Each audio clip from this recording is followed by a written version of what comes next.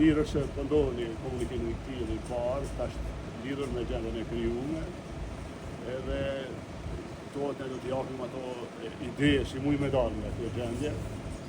Ju e dini që angazhohem për qeverinë e opozitës, pra të shumicës dalur nga zgjedhjet e fundit. Nëse gjilet një zgjidhje një qeverie kalimtare, ashtu siç edhe ekziston një propozim, edhe atë shqyrtohet. Pra nuk jemi që të mbetet gjendja e bllokuar pafund, sikur se jemi tani.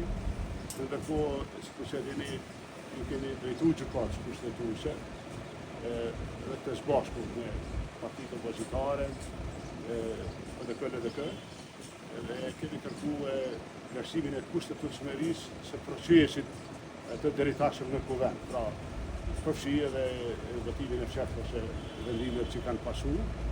Ekziston besoj një bazë mirë që gjykata kushtetuese jo vetëm të zgjidhë ngërçin tash, por edhe të krijon një normë ose të nxjerrë një normë që do të ishte zgjidhje e përhershme, pra që të mos arrijmë në situata çfarë jemi tash. Jo kam përgjigj ftesës së presidentes, takimi është me presidenten në këtë rast. Unë nuk e mendoj se kush mund të qenë tavolinë parë, nuk kam ndonjë vërejtje këndo që ka ftuar presidentja.